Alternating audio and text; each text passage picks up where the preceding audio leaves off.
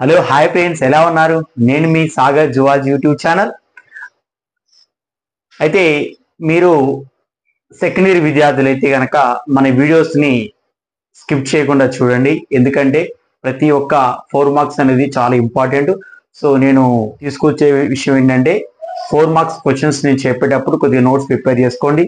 అదేవిధంగా first year విద్యార్థులు అయితే ఫస్ట్ ఇయర్ విద్యార్థులకు చెప్పేటువంటి 4 మార్క్స్ ఇంపార్టెంట్ క్వశ్చన్స్ కూడా మీరు నోట్ చేసుకొని ఫస్ట్ ఇయర్ విద్యార్థులు, అదేవిధంగా తెలంగాణ ఏపీ విద్యార్థులు గమనించాలి.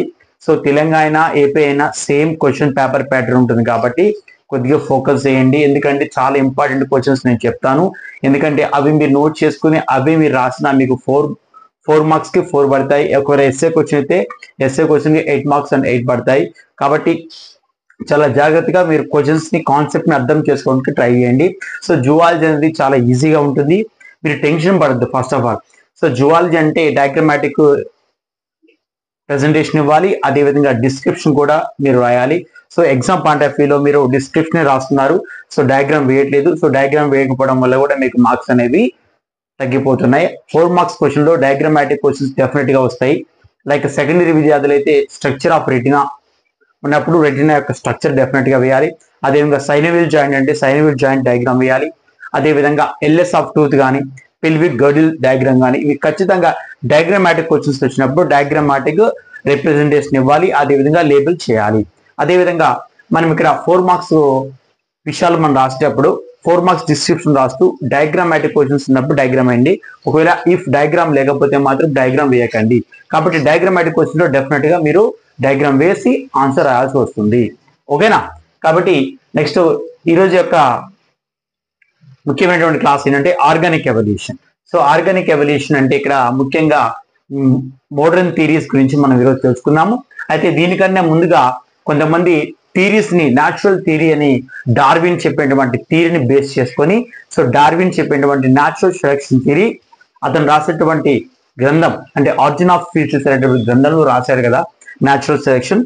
సో దానిలో భాగంగా సో మోడర్న్ సింథటిక్ థియరీ అంటే లాటర్ డార్వినిజం తర్వాత కొంతమంది సైంటిస్టులు అంటే లైక్ అగస్ట్ వీస్మన్ కావచ్చు, అదేవిధంగా హ్యూగో డెబ్రిస్ మ్యుటేషన్ థియరీ కనిపెట్టినటువంటి హ్యూగో డెబ్రిస్, అదేవిధంగా Fisher, Sewall Wright, Mayr. So ఈ సైంటిస్ట్ అందరూ కొద్దిగా ఈ మోడర్న్ సింథటిక్ థియరీని సపోర్ట్ చేయడం జరిగింది అనమాట. కాబట్టి లైక్ హెకెల్ కావచ్చు, సింప్సన్ కావచ్చు, సో ఇలా కొంతమంది వ్యక్తులు సపోర్ట్ చేస్తారు ఈ సిద్ధాంతాన్ని. కాబట్టి modern synthetic theory of evolution natural selection కి ఎలా ఉంది, సో ఎటువంటి వేరియేషన్స్ ఉన్నాయి, దీనికి ఇంకో పేరు కూడా ఉంది, దీన్ని మనము నియో డార్వినిజం కూడా చెప్పవచ్చు. సో దీన్ని మనం నియో డార్వినిజం అని కూడా చెప్పవచ్చు. అదేవిధంగా నెక్స్ట్ దీన్ని జెనెటిక్ థియరీ కూడా చెప్పవచ్చు. It is also called genetic theory. Is also called genetic theory. కాబట్టి విద్యార్థులు చాలా గమనించాలి. వెరీ వెరీ ఇంపార్టెంట్ క్వశ్చన్ కాబట్టి కొద్దిగా ఆర్గానిక్ ఎవల్యూషన్ లో మనకి 4 మార్క్స్ అనేవి 2 క్వశ్చన్స్ ఆడడం జరుగుతుంది కాబట్టి కొద్దిగా ఫోకస్ చేయాలి. కాబట్టి modern synthetic theory of evolution also called neo Darwinism. So the most 5 basic factors are involve the process of organic evolution. So organic evolution కి ముఖ్యమైనటువంటి 5 ఫ్యాక్టర్స్ అనేవి కలిగి ఉన్నాయి. బేసిక్ ఫ్యాక్టర్స్ ఏంటంటే first one is gene mutation, second one chromosomal mutations, third one genetic recombination, and fourth one natural selection, and fifth one is reproductive isolation. ఇక్కడ మీరు observe చేస్తే different సైంటిస్టులు దీన్ని మనం ఇక్కడ ఇంక్లూడ్ చేయవచ్చు అనమాట. ఎందుకంటే మ్యుటేషన్ పాయింట్ మ్యుటేషన్ కావచ్చు, అదేవిధంగా ఇక్కడ మెయిన్ సిద్ధాంతం ఏంటంటే which is helpful for this theory. First one mutation theory కావచ్చు, అదేవిధంగా మన మెండల్స్ లా ఇన్హెరిటెన్స్ కావచ్చు, అదేవిధంగా డీకార్లేషన్ ఎక్స్పెరిమెంట్ చేసేటువంటి అగస్ట్ వీస్మన్ కావచ్చు. సో వీటి యొక్క సిద్ధాంతాలని బేస్ చేసుకొని నియో డార్వినిజం అనేది చెప్పడం జరిగింది. సో అందులో భాగంగా జీన్ మ్యుటేషన్స్ అంటే ఏంటి? సో జీన్ మ్యుటేషన్స్ అంటే the sudden changes in the structure of the gene. So gene లో అంటే నథింగ్ బట్ ఇక్కడ డిఎన్ఏ మాలిక్యూల్ అంటే డిఎన్ఏలో మాలిక్యూల్లో ఏవైనా చేంజెస్ కనుక వస్తే, మార్పు కనుక సంభవిస్తే, so they are called gene mutations or point mutations అంటాం. Very very important.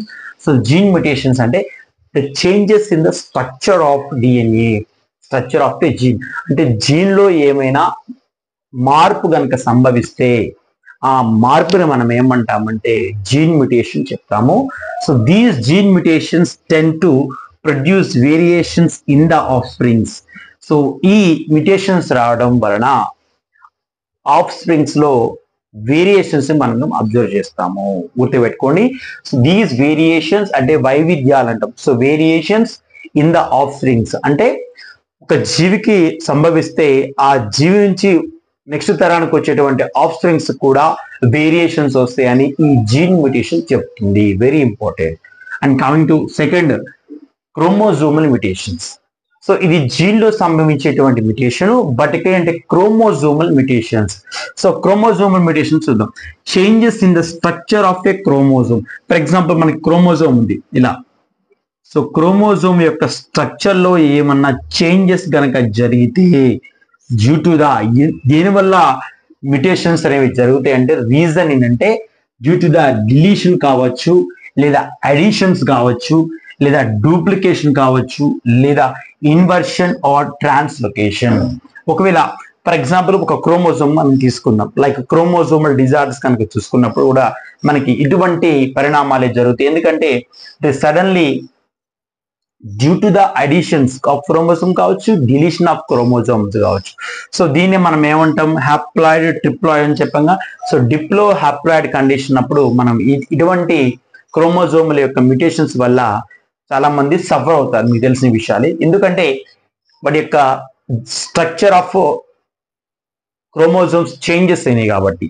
అదేవిధంగా డిలీషన్ అవడం కానీ అంటే క్రోమోజోమ్ యొక్క డిలీట్ అవడం కాబట్టి, లైక్ ఆర్మ్స్ డిలీట్ అవడం కానీ, లేదా అడిషన్ ఇంకొక ఎడిషన్ అంటే ఇంకొక క్రోమోజోమ్ నుంచి యాడ్ అవడం కానీ, డూప్లికేషన్ ఇది ఒక కాపీ మళ్ళీ రావడం, అదేవిధంగా ఇన్వర్షన్ అవడం అంటే ట్రాన్స్లోకేట్ అవడం అంటే 5th నుంచి 21th రావడం, 21th ప్లేస్ లో 5th కి వెళ్ళడం, ఇలా ట్రాన్స్లోకేషన్ అవడాన్ని మనం కూడా ఫర్ ఎగ్జాంపుల్ క్రోమోజోమల్ మ్యుటేషన్ అంటాం. సో దీన్ని మనం క్రోమోజోమల్ మ్యుటేషన్ అంటాము. So they also bring about variations. So దీని వల్ల ఏమవుతుందంటే the variations in the phenotypic organism. So దీని వల్ల వేరియేషన్స్ అనేవి రావడం జరుగుతుంది. అదేవిధంగా it lead to variation in the offsprings. So అదేవిధంగా ఒక జీవిలో కనుక ఏర్పడినప్పుడు లేదా ఒక వ్యక్తిలో కనుక ఈ క్రోమోజోమల్ మ్యుటేషన్స్ ఏర్పడినప్పుడు వాటి యొక్క తరాలకు కూడా నెక్స్ట్ తరాలకు కూడా ఇది అందించబడుతుంది అని చెప్పేసి అన్నాడు. So to lead variations in the offsprings. ఒక right. And coming to genetic recombinations. So genetic recombinations అంటే ఇక్కడ genetic recombinations genes due to the crossing over. So crossing over జరగడం వల్ల జీన్స్ అనేవి ఇలా క్రాసింగ్ ఓవర్ జరగడం వల్ల ఏమవుతుందయ్యా అంటే సో డ్యూరింగ్ ద మియాసిస్. ఎప్పుడు జరుగుతుందంట, మియాసిస్ జరిగేటువంటి టైంలో జీన్స్ అనేవి క్రాసింగ్ ఓవర్ జరుగుతాయి. So they are the responsible for bringing about the among the individual of the same species. Very very important. అంటే ఒకే జాతికి సంబంధించినటువంటి వ్యక్తులు కావచ్చు, లేదా ఒకే జీవి కావచ్చు, ఆ సేమ్ స్పీసీస్ చెందినటువంటి జీవులకి నెక్స్ట్ ఉన్నటువంటి క్రమతరణం కూడా వస్తుంది అని చెప్పేసి అన్నాడు. So the bringing recombination genes due to the crossing over during meiosis process which is responsible for the bringing about among the individuals of same species. So ఒకే జాతికి సంబంధించినటువంటి జీవులలో జెనెటిక్ రికాంబినేషన్ జరగడం వల్ల కూడా న్యాచురల్ సెలెక్షన్ అనేది జరుగుతుంది అని చెప్పేసి, దట్ మీన్స్ ఆర్గానిక్ ఎవల్యూషన్ జరుగుతుంది చెప్పవచ్చు. Coming to natural selection. So natural selection అంటే మీకు తెలుసు, natural selection does not produce any genetical changes. So గుర్తుపెట్టుకోండి, న్యాచురల్ సెలెక్షన్ అనేది ఎటువంటి జన్యుపరమైనటువంటి చేంజెస్ అనేది జరగదు, అది చేయలేదు. ఎందుకంటే న్యాచురల్ సెలెక్షన్ అనేది ఎటువంటి జెనెటికల్ చేంజెస్ అనేది జరగదు. బట్ ఇక్కడ చూడండి, బట్ కానీ వన్స్ జెనెటిక్ చేంజెస్, ఒకవేళ జెనెటిక్ చేంజెస్ కనుక జరిగితే ఒక జీవిలో, they accord if some genetic changes while rejecting to the others. ఒకవేళ చేంజెస్ కనుక జరిగితే దాన్ని కొద్దిగా సపోర్ట్ చేస్తుంది. కాబట్టి ఇటు జీన్ మాత్రం ఎటువంటి చేంజెస్ అనేది జరగదు. బట్ జెనెటిక్ చేంజెస్ అనేది జరిగితే if some genetic changes while rejecting others. కాబట్టి ఈ జెనెటిక్ చేంజెస్ న్యాచురల్ సెలెక్షన్ అనేది కొద్దిగా ప్రభావం అనేది చూపించబడుతుంది. ఇది మీరు గుర్తుపెట్టుకోవాలి. అదేవిధంగా reproductive isolation. So reproductive isolation అంటే మనకు తెలిసింది ప్రత్యుత్పత్తి ఐసోలేషన్ అంటాం. So these isolation the absence of gene exchange between the population. So జనాభాలో ఎటువంటి జీన్స్ యొక్క ఎక్స్చేంజింగ్ అనేది జరగదు, గుర్తుపెట్టుకోండి. So the absence of gene exchange between population. So జనాభాలో ఎటువంటి జీన్స్ అనేవి మార్పు జరగవు, అది గుర్తుపెట్టుకోండి. So it is called reproductive isolation. So it plays a great role, ఇది ముఖ్యమైన పాత్ర వహిస్తుంది. అదేంటంటే in giving rise to a new species, ఇది కొత్త జాతులని ప్రేరేపిస్తుంది, అదేవిధంగా ఉద్భవిస్తుంది. The preserving the species integrity, అదేవిధంగా జాతి యొక్క సమగ్రతను పాటిస్తుంది అని చెప్పేసి అన్నాడు. కాబట్టి ఈ 5 బేసిక్ ఫ్యాక్టర్స్ అనేవి ఇన్వాల్వ్ అవుతాయి. So the modern synthetic theory of evolution, synthetic theory లేదా నియో డార్వినిజం.